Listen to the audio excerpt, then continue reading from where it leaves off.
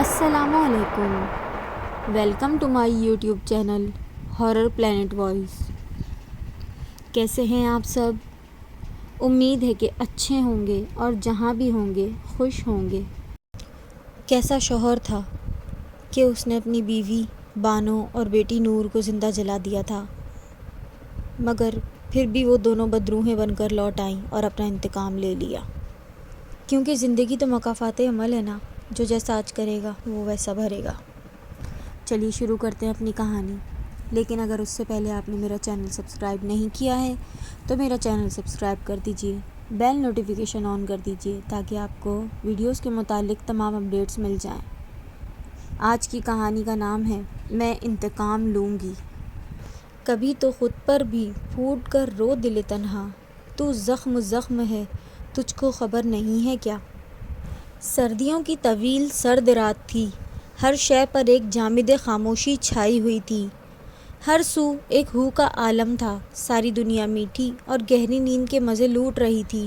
ایسے میں حیدر خان کے انجانے خوف سے آنکھ کھلی اور اس کا سارا وجود پسینے میں تر بتر تھا، اس کا سانس دھونکے کی طرح چل رہا تھا، اور پھر یکایک اس کے جسم میں سنسناہٹ دوڑ گئی۔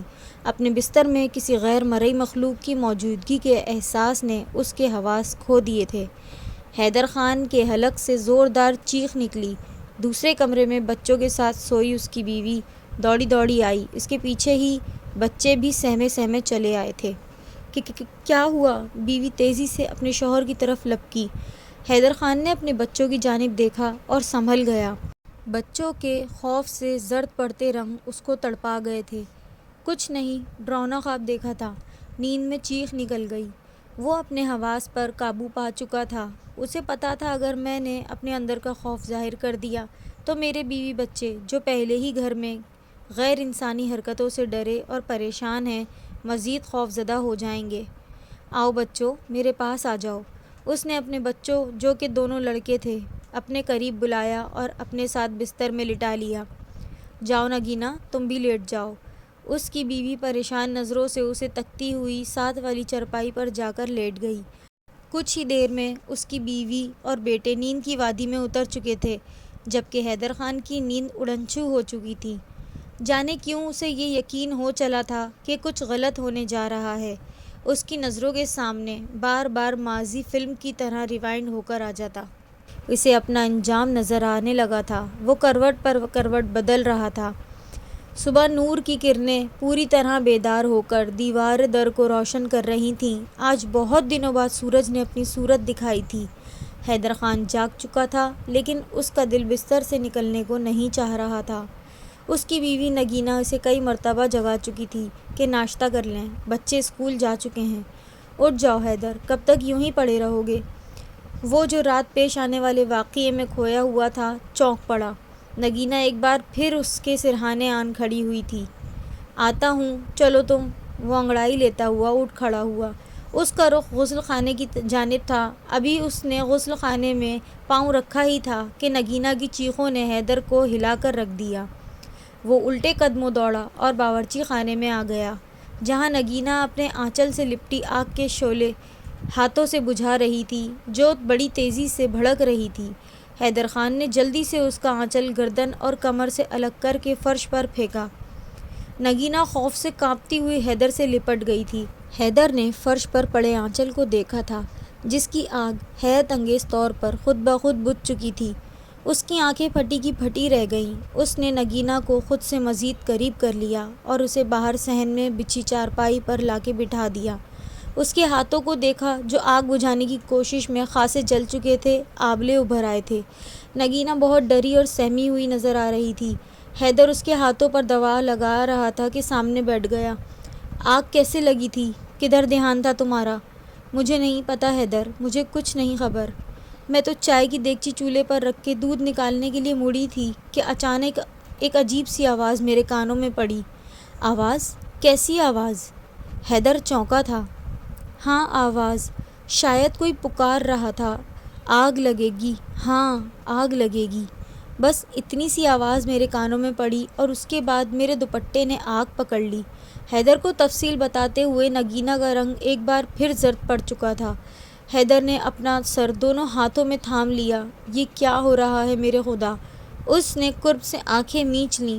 ایک دھماکہ سا ہوا تھا۔ اس کی نظروں کے سامنے شعلوں میں گھر، ایک مکان کا منظر اس کی بند آنکھوں میں در آیا تھا۔ اس نے پٹ سے آنکھیں کھول دیں۔ اوہ میرا ماضی! اس کے لبوں سے بے اختیار نکلا تھا۔ حیدر نے ہوش سنبھالا تو اس نے خود کو اپنی بیوہ خالہ کے گھر پایا تھا۔ وہ چند ماہ کا ہی تھا کہ اس کے والدین ایک ناگہانی موذی مرض کا شکار ہو کر چل بسے۔ ددیال والوں میں کوئی بھی ایسا نہ تھا جو اس کو پروان چڑھاتا۔ اس کی ماں کی ایک ہی بہن تھی جو عین جوانی میں بیوہ ہو گئی تھی۔ اس کی واحد اولاد ایک لڑکی تھی۔ جب اس کی خالہ نے اپنے بھانجے کو بے یار و مددگار پایا تو وہ اسے اپنے ساتھ لے کر اپنے گھر چلی آئی۔ حیدر یوں ہی اپنی خالہ کی گود میں پرورش پانے لگا۔ اس کی خالہ کی لڑکی بانو اس سے 5 سال بڑی تھی۔ اس کے ہاتھ تو حیدر کی صورت میں کھلونا آ گیا تھا۔ وقت گزرنے کے ساتھ ساتھ دونوں جوان ہوتے گئے۔ حیدر کب بانو کے دل میں اترا اسے کوئی خبر نہ ہوئی۔ بانو عام سے نقوش والی سنہری رنگت کی مالک لڑکی تھی، جبکہ حیدر بہت خوبصورت تھا، سفید رنگ اور تیکھے تیکھے نقوش۔ اس کی خالہ بہت امیر نہ تھی لیکن پھر بھی ان کا ہاتھ خاصا کھلا تھا۔ ایک خوبصورت سا گھر تھا جو مرتے وقت ان کا مرحوم شوہر ان کے نام کر گیا تھا، لیکن ساتھ ہی لاکھوں کا قرضہ بھی تھا جو بیوی نے ہی ادا کرنا تھا۔ خالہ خاصی جیدار خاتون تھیں۔ دکانوں سے حاصل ہونے والا کرایہ اس مہنگائی کے دور میں ناکافی تھا، سو انہوں نے اپنے کپڑے سینے شروع کر دیے تھے، ساتھ ہی بانوں کو بھی سلائی میں طاق کر دیا، مگر اس کے شوہر پر لاکھوں کا جو قرضہ تھا وہ کسی صورت نہ اترتا تھا، تو مجبوراً دکانیں بیچ کر قرضہ اتارنا پڑا۔ باقی کی رقم 3 لاکھ انہوں نے بانوں کے نام سے بینک میں اکاؤنٹ کھلوا کر رکھ دی۔ حیدر اس وقت 8ویں کا طالب علم تھا۔ بانو کو پڑھائی سے کوئی خاص رغبت نہیں تھی۔ اس نے 7ویں کے بعد ہی تعلیم کو خیر آباد کہہ دیا تھا۔ وقت گزرنے کے ساتھ خالہ بیٹی کی طرف سے خاصی فکرمند رہنے لگی تھی، کیونکہ بانو پر ٹوٹ کر جوانی آئی تھی۔ وہ اس کے رشتے کے لیے کوششیں کرنے لگی تھیں۔ حیدر 10 جماعتیں پاس کر کے ایک قریبی میڈیکل اسٹور پر سیلز مین لگ گیا تھا۔ اس وقت حیدر کی عمر بمشکل 15-16 سال تھی، لیکن اچھی صحت اور کٹ کات کی وجہ سے وہ 20-22 کا نظر آتا تھا۔ یہاں اس کی دوستی ایسے لڑکوں سے ہو گئی جو صرف عیاشیاں کرنے کے لیے پارٹ ٹائم جاب کرتے تھے۔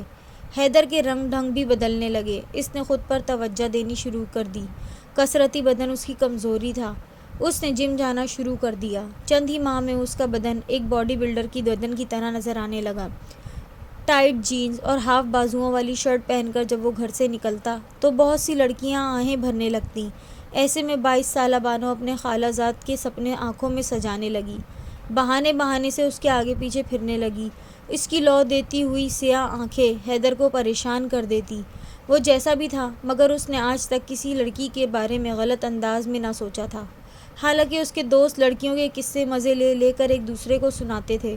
وہ تو لڑکیوں کو دیکھ کر نظریں جھکانے والا تھا، مگر ایک رات اس سے وہ کچھ ہو گیا جو اس نے کبھی سوچا بھی نہ تھا۔ اس رات وہ دوستوں کے ساتھ آوارہ گردی کر کے خاصی دیر سے لوٹا تھا۔ خالہ سو چکی تھیں۔ اس نے سمجھا کہ بانو بھی سو گئی ہوگی۔ وہ نہایت خاموشی سے آ کر اپنے کمرے میں لیٹ گیا۔ ابھی کچھ ہی دیر گزری تھی کہ دروازے پر ہلکی سی دستک ہوئی۔ وہ چونک کر اٹھ بیٹھا۔ اس سے پہلے وہ پوچھتا کہ کون ہے، بانو دروازہ کھول کر اندر آ گئی تھی۔ تم اس وقت؟ سب خیریت تو ہے؟ وہ پریشان ہو گیا۔ جواب میں بانو نے ہچکیاں لے کر رونا شروع کر دیا۔ وہ گڑبڑا کر اٹھ کے پاس آ کھڑا ہوا۔ بتاؤ تو کیا ہوا ہے؟ بانو نے ہچکیوں پر قابو پایا اور حیدر سے مخاطب ہو گئی۔ حیدر، پتہ نہیں تم میرے بارے میں کیا سوچو گے اور کیا نہیں، مگر یہ حقیقت ہے کہ میں تمہیں بے پناہ پیار کرنے لگی ہوں۔ تمہارے علاوہ کسی اور کی ہونا میرے لیے سوہان روح ہے۔ میں کب تمہاری محبت میں گرفتار ہوئی مجھے خود خبر نہیں، لیکن میں اتنا جانتی ہوں حیدر، میں تمہارے بغیر نہیں رہ سکتی۔ بانو کے کھلے اقرار پر وہ حق دق سا رہ گیا۔ ابھی وہ کچھ بولنے کے قابل بھی نہ ہوا تھا کہ بانو نے ہاتھ میں پکڑا چاقو اپنی کلائی پر رکھ دیا۔ حیدر، اگر تم نے مجھے اور میری محبت کو ٹھکرایا تو میں اپنی جان لے لوں گی۔ حیدر نے بوکھلا کر چاقو اس سے پکڑنا چاہا۔ وہ تیزی سے پیچھے ہٹی۔ نہیں حیدر، ایسے نہیں، پہلے یہ بتاؤ تم مجھ سے پیار کرتے ہو کہ نہیں؟ چاقو بدستور بانو کی کلائی پر ہی تھا۔ حیدر بری طرح پھنس چکا تھا۔ اس کے ہونٹوں سے بے اختیار نکلا تھا، ہاں کرتا ہوں۔ بانو کا چہرہ کھل اٹھا۔ وہ دوڑ کر حیدر کے سینے سے لگ گئی۔ حیدر کے جسم میں چونٹیاں سی رینگ لئیں۔ بانو کا نازک بدن اس کے جسم کو دہکا رہا تھا۔ وہ حیدر کے اندر سمٹی جا رہی تھی۔ حیدر نے اس کی گرد باہوں کا ہلکا کس لیا اور اسے بستر پر لے آیا۔ بانو خود سپردگی کے عالم میں اس کے ساتھ کھنچی چلی آئی۔ دونوں جواں تھے، تنہائی تھی، ایک ریلا آیا اور سب کچھ بہا لے گیا۔ باقی رہ جانے والے کچھ اقرار تھے اور ہمیشہ کے لیے ایک دوسرے کا بن کر رہنے کا قول۔ تقریباً 1 ماہ کے بعد بانو نے شادی پر زور دیا تو حیدر نے خالہ سے بات کرنے کا کہہ دیا۔ اس رات کا کھانا کھانے کے بعد حیدر نے خالہ کے سامنے یہ مدعا رکھ دیا۔ خالہ خوشی سے جھوم اٹھیں، انہیں اور کیا چاہیے تھا۔ یوں بانو اور حیدر جھٹ پٹ رشتہ ازدواج میں منسلک ہو گئے۔ بانو بے حد محنت کرنے والی بیوی ثابت ہوئی۔ حیدر بھی جیسے اس پر جان ہی دیتا تھا، مگر پھر ہوا یوں کہ ایک رات اچانک خالہ کی طبیعت خراب ہوئی اور وہ اس دنیا سے رخصت ہو گئیں۔ ان کے جاتے ہی گھر کے حالات یکایک بگڑنے لگے۔ حیدر نے، جو ہر دم بانو کی محبت کے گن گاتا تھا، بدلنے لگا۔ اس کا زیادہ وقت گھر سے باہر گزرنے لگا۔ بانو سے لڑائی جھگڑا اور گالی گلوچ روز کا معمول بن گیا۔ آہستہ آہستہ مار پیٹ تک بات آ پہنچی۔ مار پیٹ کے دوران 2 دفعہ حمل ضائع ہوا۔ بانو کی صحت خراب رہنے لگی۔ وہ چڑچڑی اور بدمزاج ہو گئی تھی۔ اور پھر یہ ہوا کہ حیدر کو نشے کی لت لگ گئی۔ اب وہ ہر وقت نشے میں دھت پڑا رہتا اور نشہ پورا کرنے کے لیے گھر کا ساز و سامان تک بیچ آتا۔ بانو اسے کبھی روکتی یا کچھ کہتی تو اسے روئی کی طرح دھنک کے رکھ دیتا۔ ایک روز حیدر کو کوئی پرانا شرابی کبابی عیاش دوست مل گیا۔ اسے عیاشی کی ایک نئی راہ سجھائی۔ کیوں نشے میں خود کو ضائع کر رہے ہو؟ 4 دن زندگی ہے، عیش کرو عیش۔ کہاں سے عیش کروں؟ کچھ پلے ہی نہیں، حیدر نے بیزاری سے کہا تو اس کا دوست ہنس پڑا۔ پھر جو اس نے اس کو راستہ دکھایا، اسے سن کر حیدر کی آنکھیں چمک اٹھیں۔ اس روز حیدر گھر لوٹا تو بانو کو اس میں خاصی تبدیلی محسوس ہوئی۔ حیدر پہلے کی طرح ہو گیا تھا، نشہ کرنا بھی چھوڑ دیا تھا۔ حیدر نے اس پر اپنی محبت کا جال ایسا پھینکا کہ وہ اس سے نکل نہ سکی۔ جو کچھ کہتا، آنکھیں بند کر کے اعتبار کر بیٹھتی۔ وہ ایک بار پھر سے امید سے ہو گئی تھی۔ بیٹی کی پیدائش پر حیدر نے خود کو بہت خوش ظاہر کیا تھا۔ اس کے لیے ڈھیروں شاپنگ کی، بانو کے لیے بھی بہت سی چیزیں خرید کر لایا تھا۔ بیٹی پیدا ہونے کے ٹھیک 1 سال بعد حیدر بانو کے دونوں ہاتھ تھامے بیٹھا تھا۔ اب بانو خاصی کمزور ہو گئی تھی۔ اس کے سر میں سفید بال بھی آ چکے تھے۔ بوڑھی سی دکھنے لگی تھی، لیکن بوڑھی نہیں ہوئی تھی۔ 25 سالہ حیدر کی محبت کی جوت جو ہر دم اس کی آنکھوں میں جلتی تھی، جبکہ حیدر کی نظریں تو صرف اس کی رقم پر تھیں جو بانو کے اکاؤنٹ میں تھے۔ بانو، میں کاروبار کرنا چاہتا ہوں۔ مجھے پیسوں کی اشد ضرورت ہے۔ مجھے ایک دوست نے اپنے بزنس میں شامل ہونے کے لیے دعوت دی ہے۔ 50-50 شیئرز۔ یار میرے پاس تو اتنی رقم نہیں ہے، لیکن اگر تم چاہو تو میں بزنس کی دنیا میں اپنا نام چمکا سکتا ہوں۔ امپورٹ ایکسپورٹ کا بزنس ہے، فائدہ ہی فائدہ۔ سوچو بانو، ہماری بڑی سی کوٹھی ہوگی، کار، نوکر چاکر، ہماری بیٹی مہنگے مہنگے اسکولوں میں پڑھے گی۔ وہ بانو کو سبز باغ دکھانے لگا۔ بانو نے حیدر پر بھروسہ کیا اور بینک سے اپنی جمع پونجی میں سے 2 لاکھ کی صورت میں اس کے ہاتھ پر رکھ دی۔ جب تک رقم چلی حیدر نے خوب عیاشی کی، بانو کو دکھانے کے لیے گھر سے غائب رہتا کہ وہ بزنس میں مصروف ہے۔ جب رقم ختم ہوئی تو ایک بار پھر روتا ہوا بانو کے سامنے آن کھڑا ہوا۔ بزنس میں گھاٹے کا رونا رویا تو اس بار بانو اسے رقم دیتے ہوئے ہچکچائی، کیونکہ بس 1 لاکھ رقم تھی جو اس کے پاس رہ گئی تھی۔ حیدر بھی چالاک تھا، کسی نہ کسی صورت بانو سے یہ رقم نکلوا ہی لی تھی اور خوب سوچ سمجھ کر اس لاکھ کے ساتھ مزید اپنے دوست سے ادھار لے کر ایک جنرل اسٹور کھول لیا، مگر جلد ہی اس کی آمدنی والی رقم بھی عیاشی میں اڑا دی۔ پھر اسٹور میں مال ڈالنا تھا، مگر دوستوں نے ادھار دینے سے انکار کر دیا، بلکہ پہلے سے دیے گئے ادھار کا بھی مطالبہ شروع کر دیا۔ حیدر کی پریشانی بڑھتی گئی، اسٹور کو تالا لگ گیا۔ پھر گھر میں 2 وقت کی روٹی بھی مشکل ہو گئی تھی۔ اسی دوران میں بچی بیمار ہو گئی، دوائی تک کے پیسے نہ تھے۔ بانو نے کپڑے سی کر گھر کی دال ہانڈی چلا رکھی تھی۔ اس صابر عورت نے زبان سے کبھی کوئی شکوہ شکایت نہ کیا تھا۔ وہ واقعتاً حیدر سے محبت کرتی تھی۔ حیدر کی حالت بہت بری تھی، تب بھی حیدر کی شیطانی دماغ کو کوندا سا لپکا تھا۔ اس نے بانو سے کہا، ہم یہ گھر بیچ دیتے ہیں، قرضہ اتار کر باقی جو رقم بچے گی اس سے چھوٹا موٹا گھر خرید لیں گے یا پھر کرائے پر کوئی فلیٹ لے لیں گے۔ بانو نے جب یہ بات سنی تو تڑپ اٹھی۔ اس سے اس کی بہت سی یادیں وابستہ تھیں، اور سب سے بڑھ کر یہ کہ اس کے ماں باپ کی خون پسینے کی کمائی سے بنا تھا۔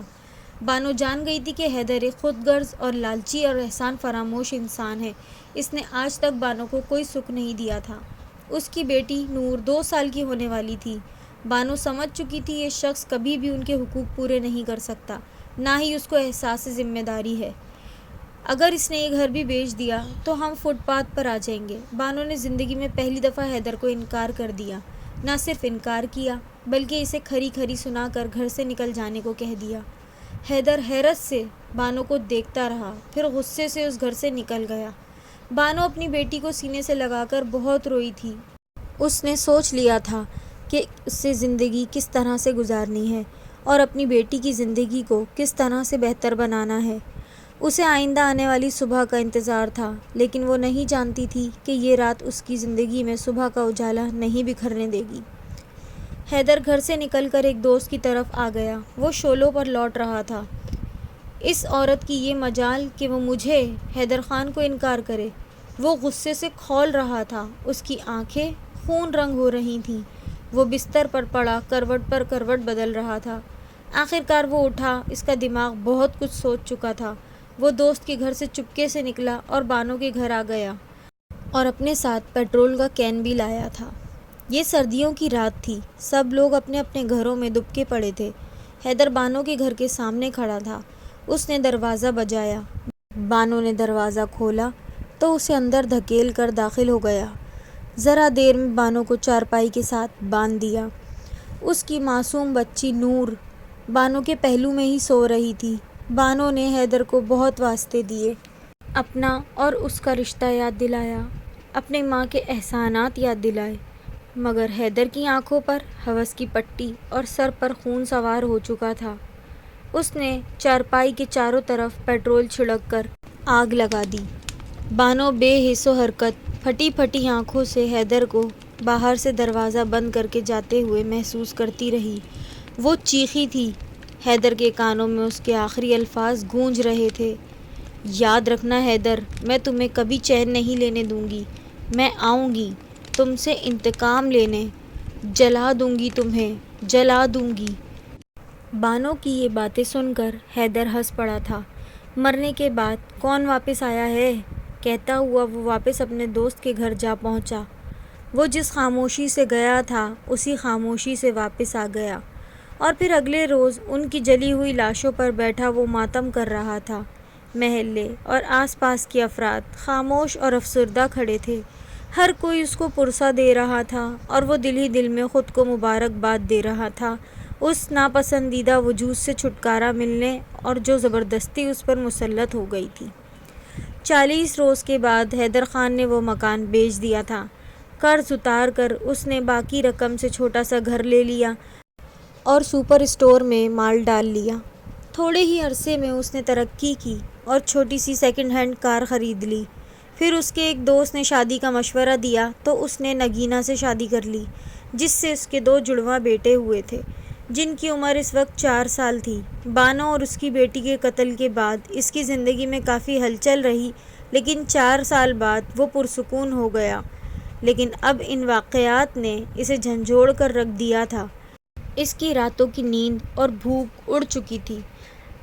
اچانک، بالکل اچانک، حیدر کا کاروبار دن بدن گھاٹے میں جانے لگا، یہاں تک کہ اس کے جنرل اسٹور پر تالا لگنے کی نوبت آ گئی۔ اس نے کار بیچ ڈالی، لیکن پھر وہی حالات ہو گئے۔ بیوی تنگی کا رونا روتی، بچوں کے تعلیمی اخراجات پہاڑ جیسے دکھتے۔ بیوی کا زیور تک بیچ دیا، پھر بھی وجہ سمجھ نہ آتی پیسہ کہاں گیا۔ یہاں تک کہ گھر کی قیمتی چیزیں بھی ایک ایک کر کے سب بک گئیں۔ اب جو حیدر خان نے زندگی کا حساب لگانے بیٹھا تو سوائے خسارے کے کچھ نہ تھا۔ ماضی شدت سے یاد آتا تو راتوں کو اٹھ کر بیٹھ جاتا۔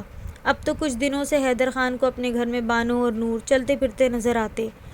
اس کو اپنے لیے ان کی آنکھوں میں نفرت اور انتقام کے شعلے لپکتے نظر آتے۔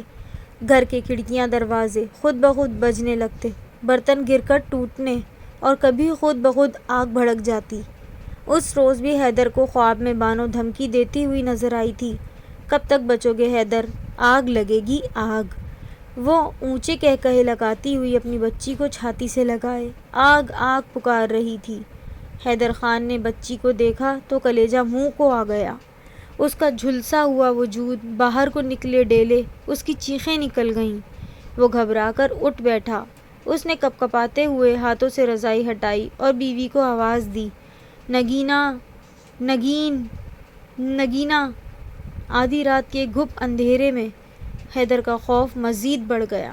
نگینہ کی جانب سے کوئی جواب نہ پا کر وہ ہمت کر کے اٹھا اور کمرے کی لائٹ آن کی۔ لائٹ آن ہوتے ہی نظر آنے والے منظر نے اس کے بدن سے خون نچوڑ لیا تھا۔ سامنے بانو اپنی بچی کو گود میں لیے کھڑی تھی اور حیدر کے بیوی بچے بے حس و حرکت رسی سے بندھے ہوئے تھے۔ بانو، خدا کے لیے میرے بیوی بچوں کو چھوڑ دو۔ وہ گڑ گڑا رہا تھا، رو رہا تھا، مجھے مار دو لیکن انہیں چھوڑ دو، یہ بے قصور ہیں۔